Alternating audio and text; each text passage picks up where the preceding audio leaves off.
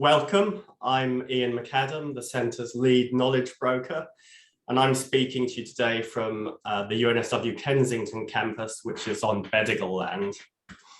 So I'm very pleased today to welcome our speaker, Dörte Jakob, from the Bureau of Meteorology, who will be introducing us to the new Australian Climate Service Initiative. And personally, I'm very excited by this talk, because I know that the landscape in Australia for providing climate information is extremely complex. So I think it's really timely that Dörte comes to speak to us at this time to introduce this new initiative and where it sits relative to all the other activities that could provide climate research and climate information in Australia. So Dörte leads the Climate Projections and Resilience team in the Bureau of Meteorology. She's a trained meteorologist, having an MSc from the Humboldt University in Berlin. Her career started at CEH Wallingford in the UK, but since moving to Australia, she's done a PhD in hydrological extremes and climate change at Melbourne University. And she is based at the Bureau of Meteorology in Melbourne. Now, before I hand over to Dörte, just a few items of housekeeping. This initial session will run for about an hour, and then there'll be a less formal session for early career researchers, and those ECRs will have received a separate Zoom link for that. So you'll need to leave this meeting at the end of the hour and join via that separate Zoom link. This 1 hour session will be recorded, so be mindful of that. If you're not speaking, please remain on mute. And Dörte will address questions at the end. So you're welcome to submit questions during the Q&A functionality during the talk, but Dörte will address those at the end of the talk rather than during. It's quite likely she'll address some of those questions in passing during her presentation. So just a reminder to use the Q&A rather than the chat function for questions. So without further ado, Dörte, please carry on. Thank you. Thank you, Ian. Thanks for the introduction and thanks for having me. If you take away two things from my presentation, is I hope the ACS is not going to be a black mystery box after this talk. And I would love you to understand where there's perhaps some overlap between what CLEX is doing and what the Australian Climate Service is planning to do. So my title for the presentation today is A New National Approach to Assist Australians Build Resilience to Climate Hazards. And there's a lot of keywords in there already. National is really important because there's a lot of information out there already. We want to provide something that's nationally consistent. Resilience is a keyword because that's something with the advent of climate change that we really need to build, and climate hazard. I'm going to talk about climate hazard versus climate risk a little later. I'm really, really, really excited about the ACS finally coming into life. This is something that we have been preparing for more than a decade. Lots of proposals have gone up, and we're super chuffed to finally get going on this. It's perhaps a little bit like the reanalysis work. That was the pipe dream for a really, really long time, and now it's happening in a major way. And I'm going to talk, of course, about the reanalysis a bit as well. What's that yellow blob there on the side, right? That's for the language enthusiasts. Klecks in German means it's like a blob of paint or a splatter of paint. So there you have learned something, Klecks. That's a German word, actually. Okay, it's spelled differently, but that's not important. Okay, I'm gonna jump into that. What I'm going to talk about is a little bit from a Bureau and CSIRO perspective, of course, because that's what I'm across. But I want you to be aware that there's other partner agencies. I'm going to talk about that. It's going to be a slightly circular way but I've set this up. Bear with me. So what's the reason that we have an Australian climate service? Well, in some ways, it goes back to the Black Summer 2019, 2020. And that will be quite fresh, I think, and most people's memories still. Is it unprecedented or not? That's really not the discussion. I think the point I'm trying to make here is that the events that have occurred in history in the past, they're no longer a really good guide for us to prepare for what's going to happen in the future. So that's kind of the thing that got things moving for us. Remember, lots of lives sadly lost, lots of houses lost in that really, really traumatic event. But this kicked off the Royal Commission, and I'm going to talk about that, and that ultimately led to the Australian Climate Service being stood up. One of the things, talking about events, that the Australian Climate Service will be doing is to provide what we call real-time event contextualization. And this is already one of the touch points that I see with CLEX and the universities more widely, thinking about attribution of events.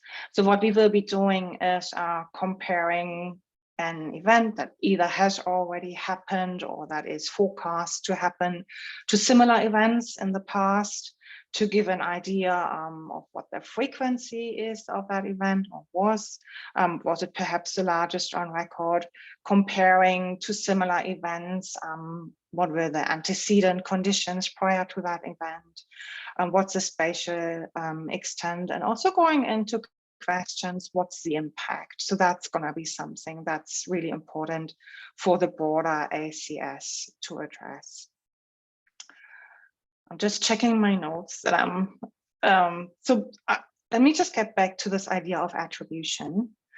So we are planning to kick off a workshop in early March to really bring together more from a services applied research perspective, experts in the area of attribution really widely, so not just event attribution, but also long-term trends, changes and long-term conditions, to help us in this contextualization. So if you want more information, please bug me around that.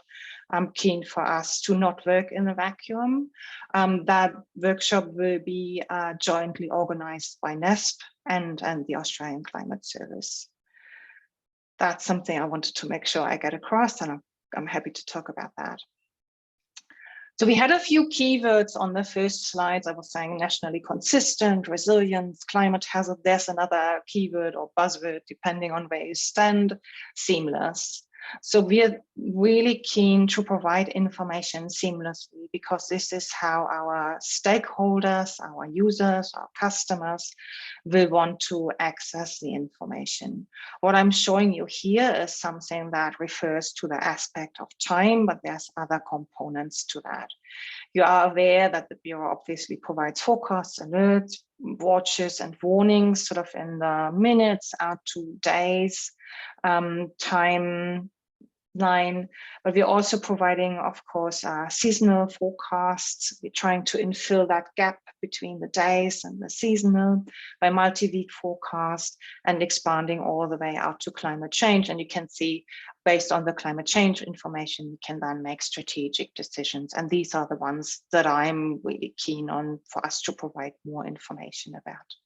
So seamless, also from the perspective that we're providing information in a way that the user doesn't have to think about where that information comes from. So it looks and feels very similar, regardless of whether it's in the sort of days, months, seasons, or climate change setup. It's of course produced by different systems. So one of the hurdles that we will have to navigate is to think about how we combine estimates of errors, uncertainty, confidence across that seamless continuum. It's more or less a continuum. So that's my spiel on the seamless. I'm going to talk about the service because, of course, Australian Climate Service has service in the name. What we're doing is research that is really geared towards providing new capabilities and new services to our key customers. I'm going to briefly talk about our key customers in a second. And that goes through that spectrum from historical, if you look at the left column, underpinned by our climate data sets, to the, I talked about the event reporting, to the monitoring, out to the seasonal forecasts and the hazard projections into the seasonal space. So quite a few of the new, I can't see that for some reason, the new technologies will be around that. That's all I wanted to say there.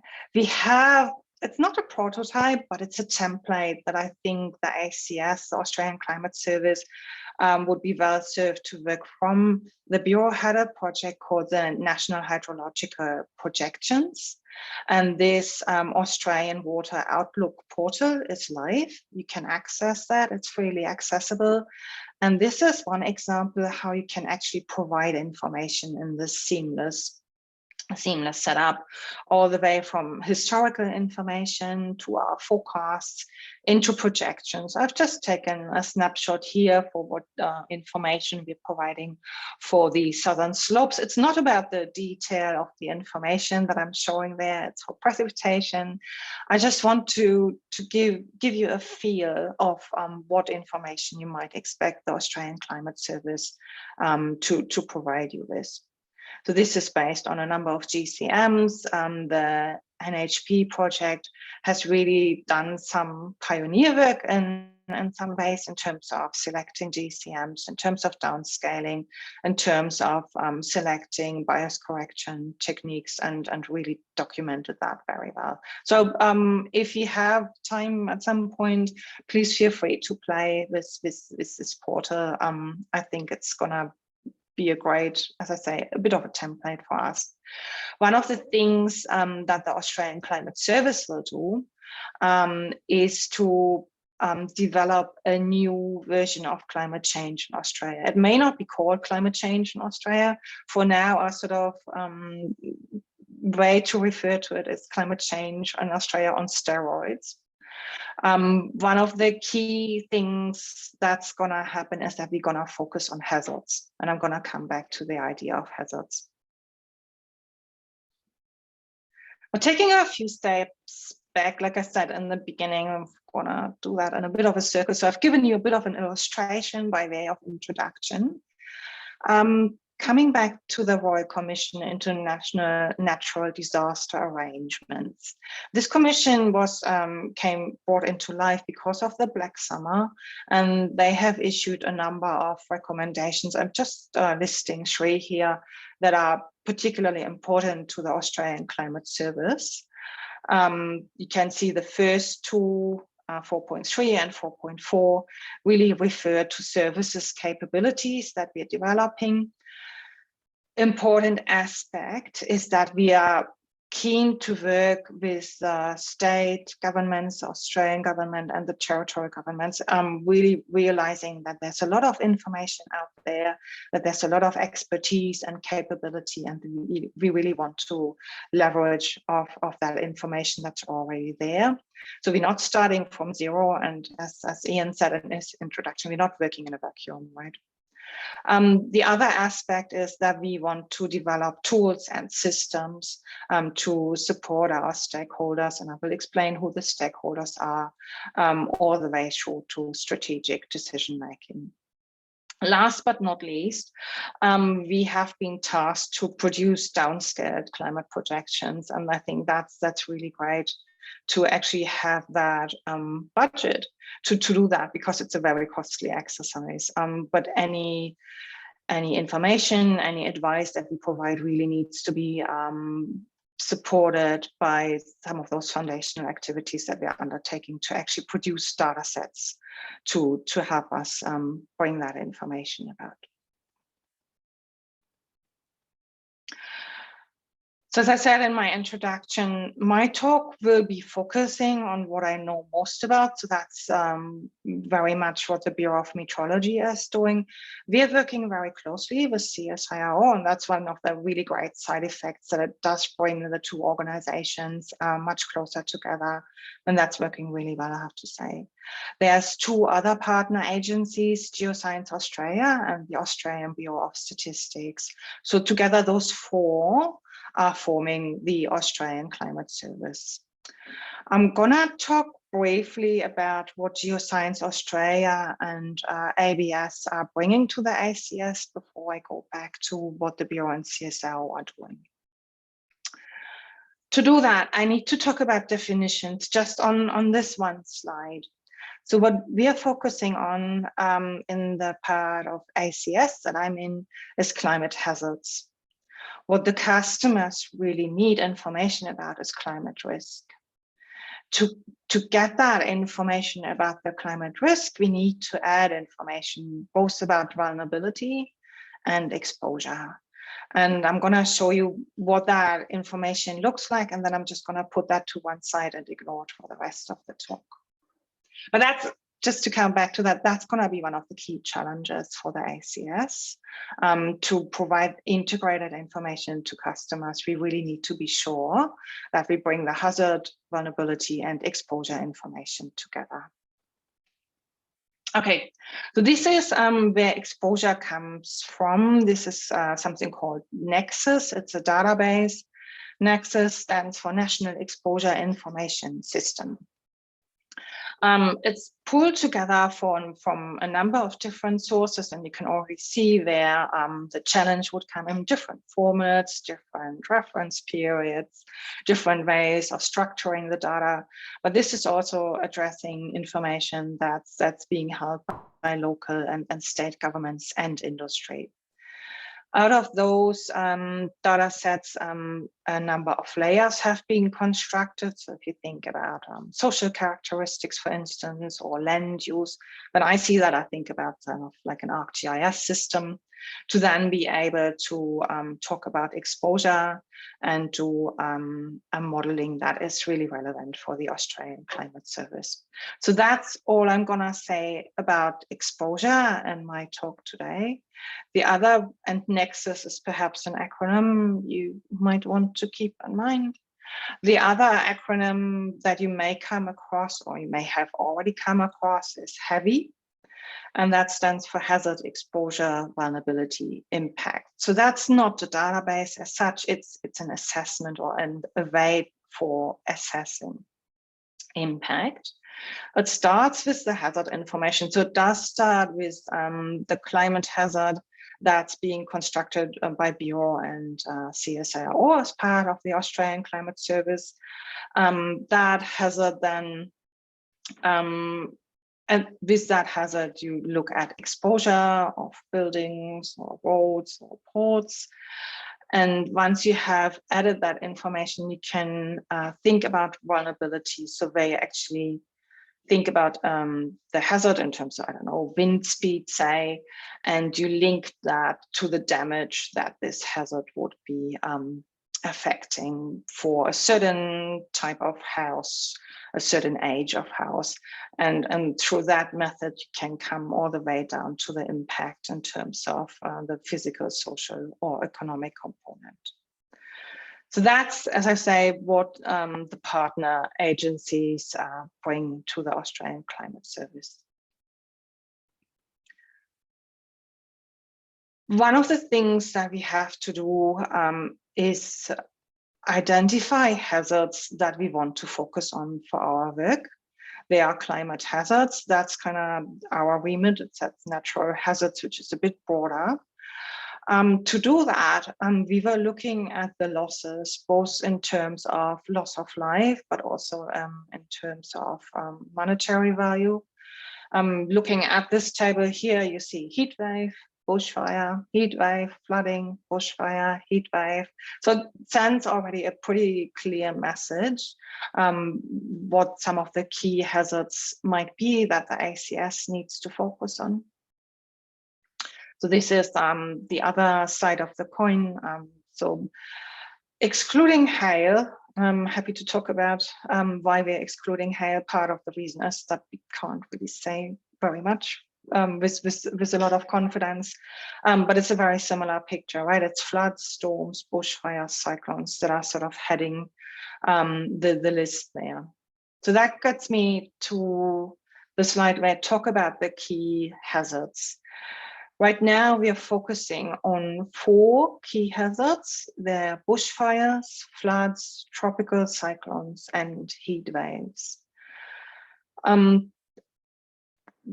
The bottom 2 are really important, the bottom 2 points there. So coinciding, cascading, and compound events. Compound events are a bit of an interesting beast, and that everybody sort of thinks about quite something different when they say compound events. So you could think about events that sort of layer on top of each other, a bushfire followed by a really bad flood, multivariate setups, spatially compounding events where you have something that happens in one part of the country. I don't know, maybe a heat extreme, thunderstorm asthma. I'm going to show some slides. So there's different ways that that events can compound, and that's something that's really important to our key customers. I'm going to explain in a second who they are, because if you think about this national approach, that's really important to get that big picture. The last line there talking about new and unprecedented events. So that's, as I said in the beginning, part of the motivation for the Australian Climate Service to be stood up, that the history, the past is no longer a really good guide to what we might experience in the future. One way of addressing that challenge is for us as part of a post-event review, for instance. Sometimes we say, oh, this flood, we were lucky. It could have been quite worse. Had the soil moisture been quite different, had the antecedent conditions been worse, or had been the, I don't know, the setup, the synoptic setup, it could have been worse. And one thing that would be really useful to do is to actually create a database of those counterfactual events. To sort of come up with those worst case scenarios to help us understand how those new and unprecedented events come about. I haven't talked about that we want to be the single authoritative source of information, analysis, and expertise, but that's, as I said in the beginning, one of the reasons why the Australian Climate Service is being stood up. I'm mentioning there our 2 key customers, Emergency Management Australia and the National Resilience and Recovery Agency. The National Resilience and Recovery Agency has only just been stood up. EMA, of course, has existed for much longer. Mentioning the, oh yeah, you can see that there, Recovery and Resilience Agency. For my money, they work in slightly different parts of the time continuum. And again, you see that word resilience there. That's not by chance. Just checking that I told you everything that I wanted to say there. Yeah, cool. So this is a busy slide. I'm gonna talk short, quite slowly. And I wanted to talk about some of the underpinning science that I hope is going to flow into the Australian Climate Service. So within Bureau and CSIRO, it is a research aspect, but very much from an applied perspective, something that is geared to providing services. And as I said, for right now, the way that the Australian Climate Service is set up, the emphasis is very strongly on the EMA and the NAA and their requirements, but we do know that we will need to service other priorities that the government will have going forward. Sort of looking at the bottom line of that slide, I have already mentioned that we are engaging with the states and territories. Some of that work is happening through DOR. We are starting to reach out to other initiatives like NEST, Big Wacky, you name it. And I'm really keen to work with universities as well. So I think one of the touch points that I talked about is the attribution. As I go through the talk, I think there will be other aspects where I can see some mutual interest. Thinking about the challenge to develop the next gen projections, we also, of course, work within the Codex remit and with next gen. The work that I'm most familiar with is the one that I'm leading one of the work packages in, which is now called Assess Disaster and Climate Risk Now and in the Future. I'm gonna step you really briefly through those work packages. So thinking about this slide that I showed about the seamless approach, we have structured our work packages to follow that approach. So the first work package is led by Chun-Chu Su at the Bureau together with Damien Irving. And one of the things that they're doing is produce a new version of the reanalysis. Many of you, I hope, will be familiar with the current version of the reanalysis, and I'm gonna give you a slide a little later to tell you what the plans are there. So that's going to be really helpful for us in this contextualization of events, right? To really set the benchmarks, what's happening right now.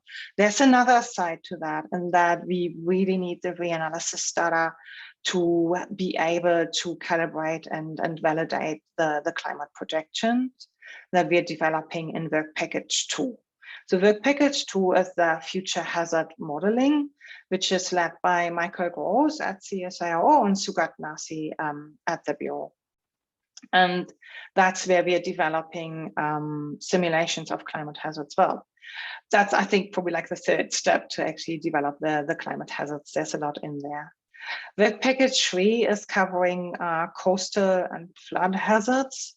So they are actually building already on the first 2 work packages, and that they take most of the historical information and the projections to help us develop information on coastal and flood hazards. So floods in particular, as you are aware, are really topical for EMA. So that's a space where we really need to get cracking. Work package 4 on the future hazard evaluation and risk, that's also the one that will be tasked with standing up this new version of the climate change in Australia. That's led by James Risby at CSIRO and myself at the Bureau. Work package 5 is really about project governance and coordination. So that's Richard Mattia and David Jones. So that gives you a bit of a picture how things hang together, keeping in mind that then there's also the Australian Bureau of Statistics and Geoscience Australia with their own initiatives and projects. I think it's trying to refresh. There it is. Let's go to far. Okay, so reanalysis. The current version of BERA, which stands for Bureau of Meteorology, Atmospheric High Resolution Regional Reanalysis for Australia. That's why we have the acronym. That's available on NCI, freely available by now. We are not planning on extending it, so it only goes until February 2019. And is driven by ERA and John. The new version of the reanalysis, which we have dubbed BERA 2, our imagination knows no bounds. We are just starting to work on through the Australian Climate Service. There's going to be some big differences there. One is that we hope to run it in near real time, which is going to be important if we think about the event contextualization. It will be driven out of ERA 5. The other really important difference is that we're actually going to be running ensembles. Roughly at a 30-kilometer resolution and maybe 11 or not quite. That's sort of the current specifications. The figure there on the right shows you the region that's a sort of light blue box. The other mouse, which is the Codex Australasian domain. That's where we're running the regional domain over probably about 12-kilometer resolution. And then we will have smaller subdomains. These are the sort of little dashed here at 4 and 2 kilometers respectively. So the choice of those domains is really based on the selection of the key hazards, but also the major population centers. So really informed very much by this thinking about impacts and providing services. What else was I going to say? So, sorry, jumping back to the ensembles. So the major progress there is that we can actually provide information about relative uncertainty. And we have improved the soil moisture initialization setup. So that's in a nutshell where we sit or stand with BERA 2. The other thing, so that's work package 1, and the second work package, thinking about projections. CCAM will be, so that the conformal cubic atmospheric model, that's work Marcus Thatcher is doing at CSIRO. And you can see there the choice of GCMs. CCAM is somewhat less expensive to run than BARPA, so there's more GCMs that Marcus can run, 3 SSPs. You have the resolutions sitting there. And for the Bureau effort, we're using the Access suite as we do for the regional reanalysis. So BARPA stands for Bureau of Meteorology Atmospheric Regional Projections for Australia. The current specifications are, of course, based on the funding that we have available, allow for 8 global climate models and 3 emission pathways, SSPs we're talking here. And note that we're using the same domains as for the reanalysis.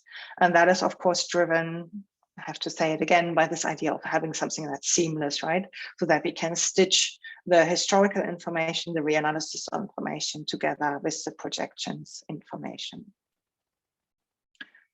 That's probably where I leave that. Yeah, I think I'm gonna move on from there. This is a slide, again, that goes back to the National Hydrological Projections work. I thought I have that there because it's really nice and simple to understand. The Australian Climate Service will try to mimic that, but it's going to be a little more complex. So you start by choosing your SSPs and the GCMs. You do your downscaling, you do a bias correction, in this instance, followed by some hydrological modeling, and then calculating indices and metrics. For the Australian Climate Service, that, as I said, looks a little more complex, but it's very much the same setup. I've talked about the RCMs, especially BARPA and CCAM that we're using. That's going to be married with work that is happening outside of the ACS at the Bureau, the development of the Australian Gridded Climate Data, AGCD. One of the challenges that I want to point out is in terms of bias correction. So the NHP, the National Hydrological Projections, have tested a number of bias corrections, and that's well documented with their ins and outs and where they're particularly useful. I do believe for the ACS, we really want to look very carefully at multivariate bias corrections. Because we're talking about hazard, we really need to make sure that in bias correcting, we don't break things, if that makes sense. If you think, I always think about FFDI, Forest Fire Danger Index, they're using a number of ingredients, wind speeds, precipitation, temperature, humidity. If you bias correct them separately and then stitch them back together, I think you have messed things up in a major way. So that's my take on it. And then we will be able to provide information about hazards. One of the other keywords that come in here is, we haven't quite decided, is it indices or is it metrics? I think it might be metrics. So this is work that Ben Haig at the Bureau has started with Naomi Banga. to come up with a bit of a structure for us to understand how we set up our framework for indices or metrics. So the main idea here, and that's not something that we have published anywhere, the main idea is here that there are metrics that don't care about the impact, and there are metrics that only care about the impact. And then there's like a continuum between those. And I thought I'd kind of try and illustrate that for you with an example. So I'm going to go back to the forest fire danger index. So if you think about something that's halfway between impact agnostic and impact informed, if you think about FFDI and like an average FFDI of, I don't know, just an average FFDI over the year, that is a statistic, it's a metric perhaps, but it's not something that's going to tell you a whole lot about impacts. A way to go to impacts informed metrics would be to say, okay, at about 50, something is happening. So that could be an impact informed metric, an FFDI of 50 across all of Australia. And then to go to the impact based, you could look at a specific location, past events, and the impact that was sort of associated with certain FFDI thresholds. That would then be an impact based metric. So that's kind of where we're coming from. And I think that's really going to help us decide which metrics we need to provide to whom. So I'm happy to sort of have your thoughts on if you say this is crap and we need to totally think about this in a different way. That's cool. That's kind of how our starting point at this point in time.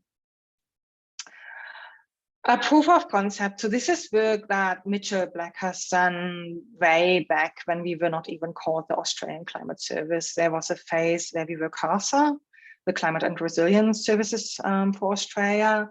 And did some what we call then priority activities. So this is actually based on CCAM and NARCLIM ones, but it kind of indicates to you how we might be presenting some of the information. So I'm still staying with Forest Fire Danger Index. I think most of you would have seen the classification based on the value of the FFDI. And this could be based on those projections. This could be the way that things play out. Of course, I think we had to say this is a sample only, not a forecast for some of our customers. Of course, I think for this audience that may be obvious. So we can look at two different locations in this instance, Bega and Adelaide. We can have a bit of a quiz, you know, how the season, sort of when the season starts, how long the season is, when the season ends. So the season ends much later here in Adelaide than in Bega. You get some potentially some spikes fairly early in the season. You have a really, really long fire season in Bega. So that's a type of information that you could tease out from those exercises.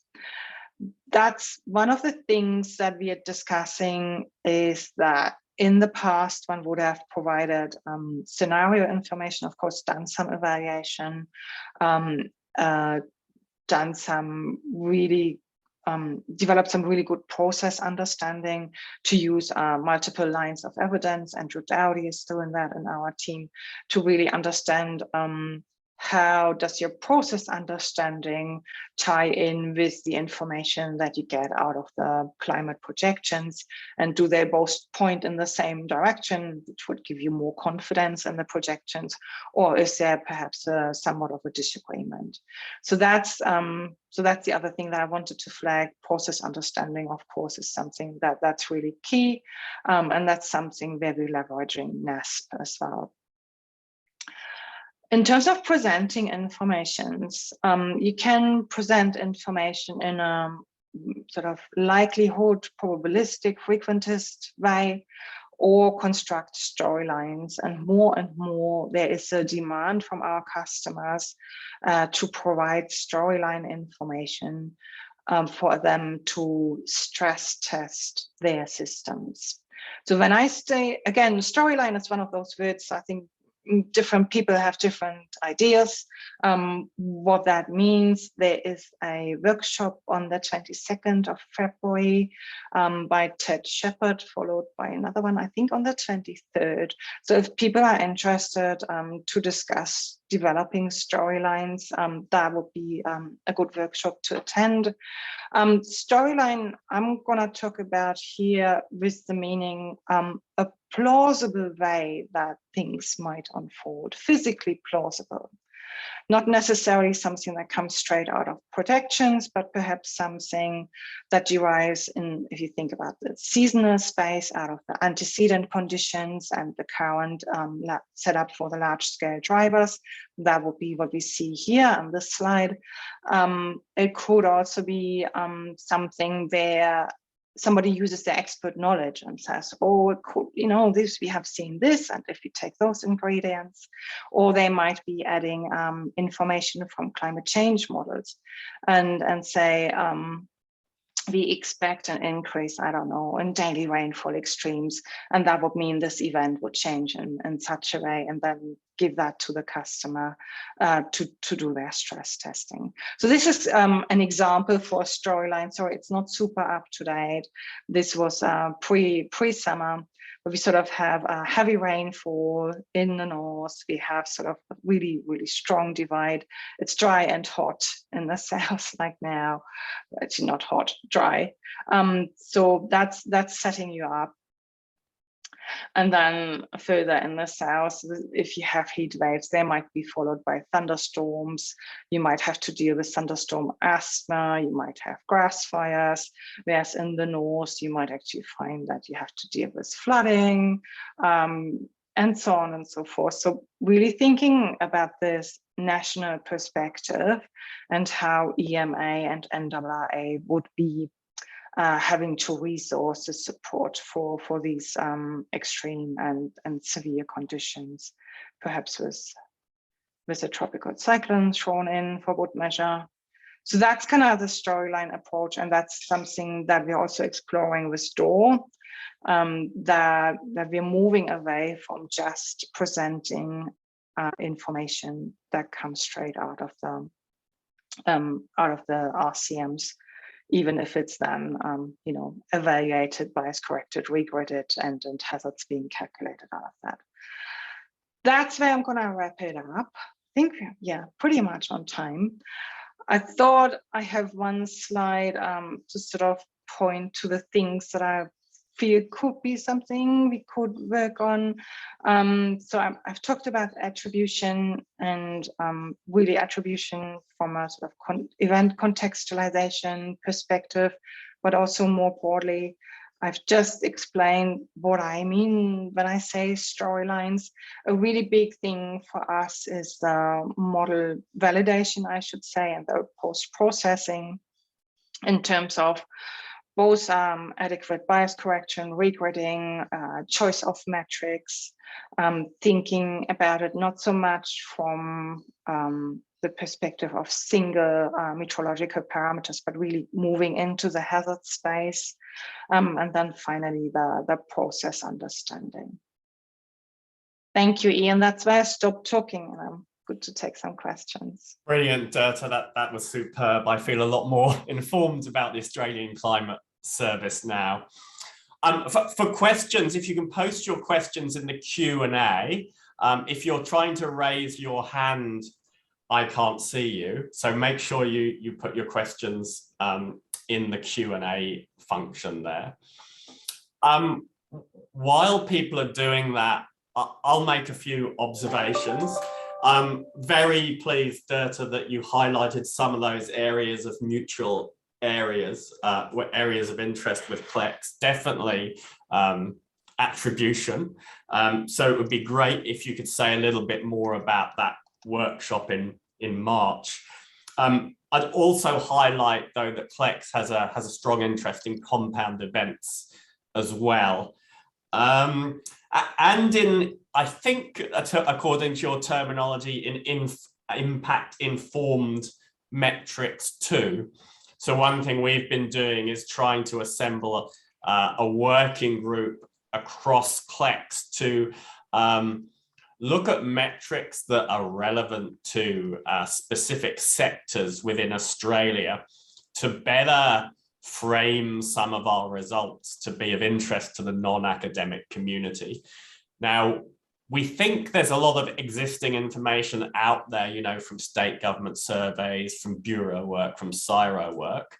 But I think it's fair to say we're having trouble accessing that. But sorry, that was a bit of a ramble, but I think first of all, it would be great to hear a little bit more about that attribution workshop. Cool. So that's my chance to pitch it. We're still trying to set a date. Somebody trying to call me. It's very likely going to be the 1st, 2nd, or 3rd of March. The doodle poll will go out. We are still putting together the blurb that needs to go out with the invitation. We have started on an invite list. We would love to have somebody from CLEX to talk about your attribution. Ian, we can have a chat after who that might be. It's gonna be very likely a virtual workshop, so we are not planning on having a face-to-face setup. About a half a day, and the workshop would be structured that we would start with presentations to get an idea of where we are right now. What do we know? We will be inviting somebody, Stone from NIWA. Getting a Pandora Hope will come and talk to us. We hope to have a Strawman document together to really set up, this is the attribution space, and this is where we want to work. It's, as I said, it's gonna be co-led by NESP and ACS with slightly different, I wouldn't say slightly different intentions, slightly different requirements. So the requirement from the ACS is really very much to develop something that we can operationalize. So for us, it's really important to understand what is there out now that's sort of nearing a stage where it can be pushed into operationalization. What sort of resources are required to do that? And also to understand what's actually useful to people in terms of attribution. My definition of attribution is it's both the natural, sort of the large scale drivers and climate change, because from a contextualization, you want to describe both of those. Have I described that properly? No, don't talk to me right now. So that's kind of, yeah, so I've given you the date, I've given you an idea. So on the committees so Pandora is helping us to organize that from a NEST perspective. We have Michael Gross from CSIRO, myself and James Risby on there. We are happy to have it fairly broad, but just be aware it's not a science. It's not a blue sky science workshop. It's really, there is a driver towards outcomes and deliverables there, but very happy to understand what's already happening in this space. I definitely don't want to work in the vacuum. Yes, that's brilliant to hear. Thank you. Yeah, I think you've provided plenty of information there, but yeah, if we can make sure the spiel for that gets to CLEX, possibly via me, that would be very... Yeah, good, I do that. I have that as an action item. Yeah. Julie Arblaster has a question. Thanks, Dörte, for a great overview. Do you foresee the projections information being primarily storylines for your customers, or will there also be raw data that, for example, impacts researchers at universities can access? Okay, that's a cool question. Julie is perhaps one of the people we were hoping to get for the attribution workshop. I can have a chat with her. What I can say is that the current thinking is that all the information that we're producing as part of the Australian Climate Service will be publicly accessible.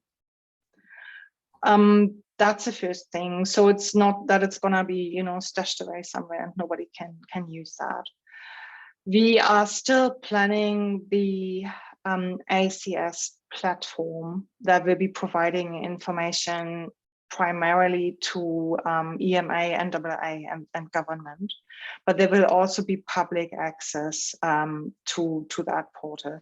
We're still really fleshing out where climate change in Australia is positioned against that portal that provides information to the customer. But I think I can reassure Julie that that information will be available, but I don't quite know yet exactly where and how. We are currently exploring where some of the supercomputing that's required to actually produce the data sets, where that's actually happening, whether that happens on NCI or somewhere else. And that would be important to understand, because that's gonna give a really good indication where we're storing the data. But in the first instance, yes, we're definitely going to keep that information. And many of you will have seen a survey that came out to get an understanding what information you want to be archived from both the reanalysis and the projections work. So there's, I know there is going to be an email sent out shortly that summarizes the information that we have received through the survey. So we will be getting back to you on that. Thanks, Dörte. Just while other questions are coming in, a kind of almost a follow-up to that. So I guess you have your raw model outputs. Do you see the storylines themselves being kind of populated with then kind of derived data, like bias-corrected data, so that impacts researchers can then kind of flesh those out in more detail? That would be my expectation. We will, for posterity, we will retain the raw data like we have done with the current reanalysis, for instance. And the other aspect is that there will have to be some really good documentation to really document how the bias correction changes really important aspects of the data set. So I can't see that we would be chucking the raw data as such, and just but perhaps for EMA and AA, I think we would be providing highly processed information rather than the raw data. So I think really in keeping with the technical expertise of who's using and accessing the data, we do appreciate, and climate change in Australia does that actually really well, targeting information to sort of different levels of expertise. And I think that's very likely something that we will be keeping. So raw data for the person who knows how to deal with raw data, and something that's sort of derived in a major way for somebody who's less inclined to want to dig through the very beginning. Excellent, thank you. Rob Warren has a question. Can you say a bit more about why you are not considering hail as one of your key hazards? You showed that it is the most costly natural hazard in Australia, and I would contend that the convection permitting Barra and BARPA simulations offer the potential to say something quantitative about current and future hail risk, albeit with significant uncertainties. Yeah, I think Rob has given some of the answer that I would have given. So there's significant uncertainty there. I think the other aspect is loss of life. If you compare the two tables, you have the hail doesn't come up in that first table. So I think that's probably one of the considerations for EMA, definitely, is there threat to life through that hazard.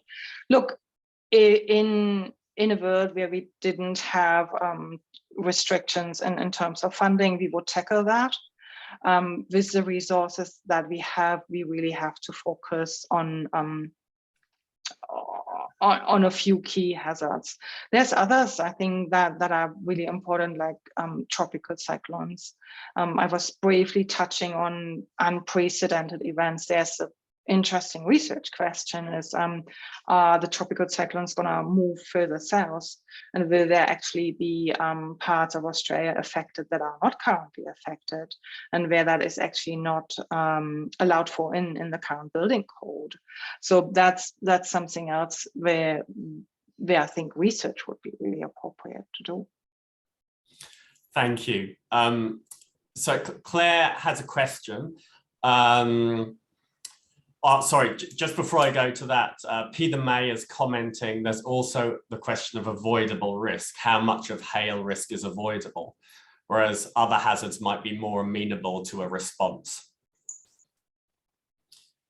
Yeah, yeah, you can put the car in the garage. Claire has a question. She's very interested to hear a little bit more about your strategies for communicating uncertainty to your stakeholders.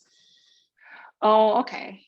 So that's gonna be, that's one of the things that I'm trying to tackle not super successfully at the moment. So I was talking in sort of really hand-wavy terms about errors, uncertainty, and confidence. And if you think about how we produce our forecasts and from a sort of NWP perspective, compared to how seasonal predictions are put together, and then the climate projections, that's totally different ways of characterizing that uncertainty. So what I would like to do is bring that together in a really structured approach, but and really being aware that one way of describing the uncertainty is not gonna get us all the way through that seamless continuum. So if you think, for instance, do you even have probabilistic information to give you a good understanding of what the model uncertainty is, or don't you have that? So that's one aspect, and that's sort of the science aspect, right? And the other aspect is how do you get the message across to the customer? There has been some really good work in Climate Services for Agriculture, who have stood up a portal that I haven't had a chance to show, but there is some thinking about which statistics are appropriate, and how do people get their heads around terciles and quantiles and that sort of stuff.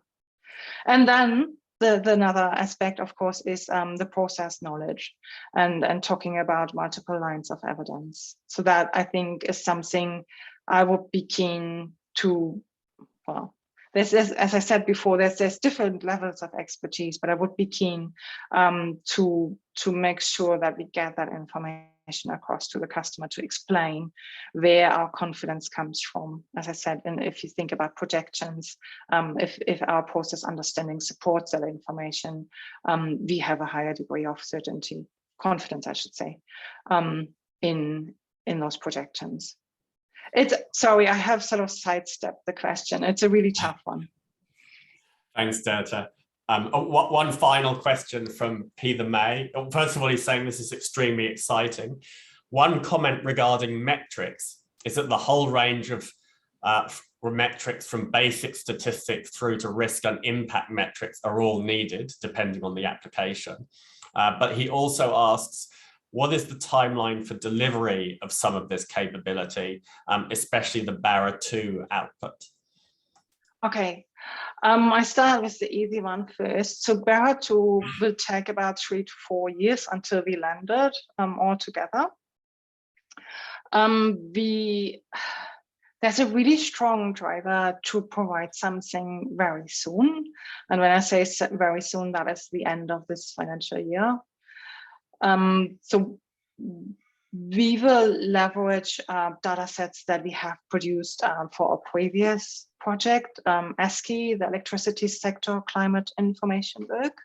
And that could help us to provide a demonstrator, if you want, in some ways, something that will present our thinking and the frameworks, how we are presenting the informations to customers, until we have the information from BARA2. So we have preliminary information from the initiative that I mentioned before, CASA, the Climate and Resilience Services Australia.